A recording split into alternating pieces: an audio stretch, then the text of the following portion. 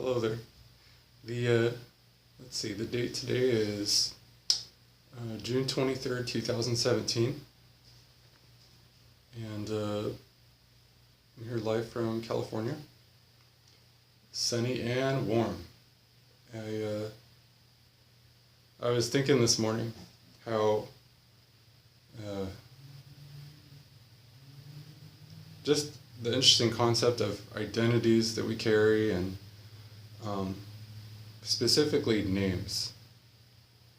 And I've had an interesting experience with names as far as my own identities. So I'd like to talk about that a little bit. I was born Adam Charles Beyerbeck. That's the name given to me. And my mom said she didn't really know where Adam came from, like that name. It wasn't anyone she knew, or it was kind of a spontaneous thing. And Charles, though, my dad's grandfather and my mother's father, both of their names are Charles. And the last name, Beyerbeck, so obviously that was my dad's last name. Maybe not obviously, but that's a very interesting story because it's if you do a little research on the name, Beyerbeck, however you say it, it's has a German origin, right? And through both sides of my family that I've spoken with, and from the DNA test that I've done, both say nothing about there being any German on either side. So that's very interesting. The name came from my dad's side of the family. So as most of us probably experience that here in the West anyways. I'm not sure about other countries. So that was the name given to me. And now, sometime around the age of 20, I was talking to one of my aunts, and she's had a very rich life. She's had a very, by rich I mean exploring different spiritual avenues, and she's I would call her a beautician. She's a hairstylist, and so she, on the inside, when she's doing that activity, she's actually working, without going into too much detail about what she visualizes, but just making them beautiful. You know what I mean? Giving them that experience. And you can come out of a salon looking years younger, just having that style, having that grace, having that someone really just caring about your appearance and all of that. It's just I just love what she does. Now, the reason I bring her up is because she was kind of going through, she's gone through a lot of raptures in her lifetime, a lot of different identities of self, different ways of experiencing empowerment and the reverence for life and all of that. So she had came to a point in her life when a new name was in order. She really wanted to have a name that really stated, that it meant something to her personally, but it also, just in the name itself, its own origins and all of that, how just something that expressed who she is now. And I was so intrigued with that. I was all, I would love to do that because, of course, as I've said before, there's so much in my past. There's been so much of a powerless state of being. So how do we get that? How do we get to a place where we feel empowered all the time? And if you think about it, a name change, that might be the way to go. That might be the ticket. Just because because even if you do have a spiritual practice and you do have, let's say, some mantra that you do internally chant, like not say out loud, but just think of it, that ajapajapa. And even though that may be great and wonderful at inspiring you, changing your name, however, that's a different story, because other people acknowledge it as well. So not only when you write your name, that reminder is there for you of the new intentions that you're living your life by, but also other people as well acknowledging you and calling you by that name is so powerful. So I sat down and I'm like, okay, what do I want? Now with my identity, personally, of course, like I said in the previous video, I'm in a male body, but there's more of a female mental cognition, and so I'm kind of I feel both genders. So I really wanted a first name, so I started choosing names. I'm like, I really want a first name that is androgynous but powerful to me, and Morgan was it. I love that name. I've met people that have that somewhere in their name, Morgan, and it just when I've heard it before as well, it's just very powerful, and it's Welsh. Part of my lineage is Welsh, so there's that as well. Like it's so I had that, and then I thought of the things in nature, because I have a very strong, I feel at home in nature, and as long as weather is permitting, I prefer to be outside, So I wanted something that represented one of the powerful elements of nature that really speaks to me, and the sun. The sun has been a central, well, it's the center for a lot of things in nature. But for me personally, just that, the idea of the sun and that golden energy, so I wanted the name Ra in there, R-A, that Egyptian sun god name. So I had that as like a middle name. And then I wanted also something that represented the spirit of the earth, the natural, inherent, feminine energy of the earth, that nurturing, that quality that provides us everything that we need to sustain our existence, right?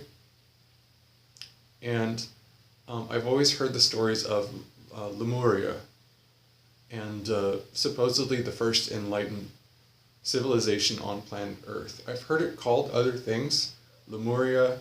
I've heard it called Kumari Kandam, something like that. And excuse the pronunciation, it might not be right. But the abbreviation, or the shorter form of Lemuria, is Mu. Supposedly this was the first enlightened civilization on planet Earth, as well as being very peace-loving. So Mu is the shorter version of Lemuria. So I wanted that in there. So I have Morgan as the first name, and then Ra Mu. So I have Ra Mu in the middle there.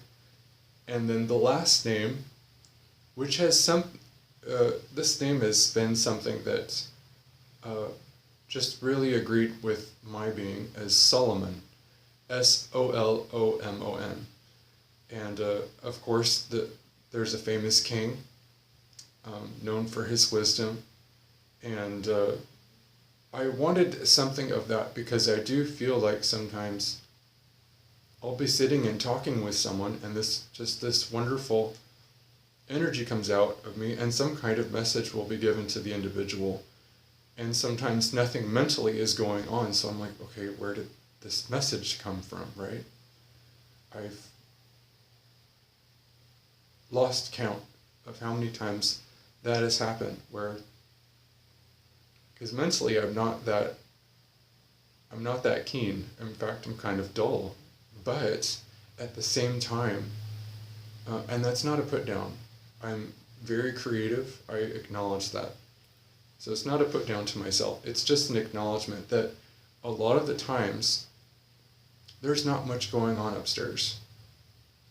And that's not necessarily a bad thing either. But I just enjoy who I am. I enjoy that silence that's up there a majority of the time. It's okay to not have opinions about everything. I can have wonderful conversations with people and not have to have an opinion about anything or a side to take on a lot of issues.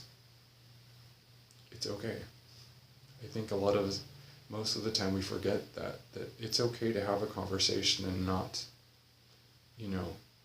necessarily have an agenda, have a formed opinion about something. So, Solomon, I've just the sound of that name, it just felt right. So I had that whole thing planned out, right? This is maybe 10 years ago now, if not longer, maybe 15 years. So it was Morgan, Ra, Mu, Solomon. I love that. And the abbreviation is Mr. Mrs. MRMS. So, wait, sorry. Yeah, MRMS. So Mr. Ms. That was the abbreviation, which is funny because, I kind of have that bi-gender identity that I carry, at least right now anyway. So that was, it's funny how that all came together. But I love that. And so I had carried that with me, and I had wrote out my signature many times with that name, Morgan, Ra, Mu, Solomon. I'm like, oh, wow, that's powerful. For me, that was just powerful.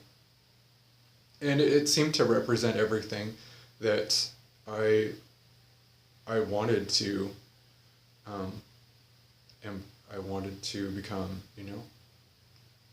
first name powerful, something that represented the forces of nature and the planet Earth, and then something that represented this natural flow of wisdom, not necessarily knowledge, not necessarily knowledgeable about anything, but just some kind of a state of silence tends to just pervade the consciousness sometimes,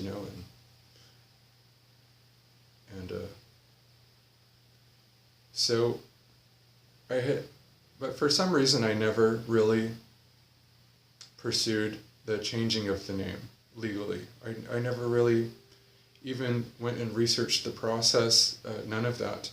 So I stayed as Adam Charles Beyerback until a little bit later in life. And when, let's see, in 2011, so I was 32 years old, and I was introduced to a Swami from southern India, and just watching one of his live discourses through two-way, through a computer. I was invited to go to, it was this very small group of people that met together, and just as he came out and on stage and sat down and all that, and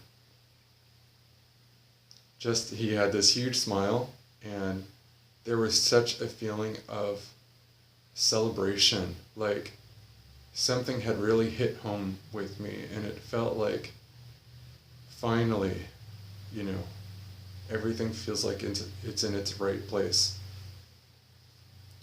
And so I sat there and I listened to the lecture, the satsang, as it's called, Nitya satsang, eternal satsang. So that was maybe April or May of 2011. I don't remember the date. And I was just like, wow, everything he's saying, it just feels like this is someone that has always been a part of my life. It's just now they're revealing themselves to me.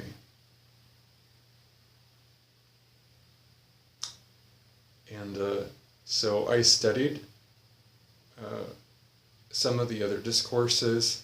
I really wanted to know, I wanted to get into the groove of that energy flow of who is this individual, what are they about, and I know what he is about, but still as to what he is, I still have yet to experience that fully, because he's just otherworldly. So this is his full name. You could say Sri Nithyananda Swami, or Paramahamsa Sri Nithyananda Swami, Bhagavan Paramahamsa Sri Nithyananda Swamiji. He is called many names. Some people call him Arunachala, some people call him Sadashiva, and some call him Bhairava, and they're all accurate. They're not. So, I understand that too. I mean, I've had many nicknames myself, but as far as he goes, it's a little bit different. But anyways, so maybe 6 months had gone by where I was regularly just contemplating on what is this that I'm going through. I feel something is going through, something amazing, and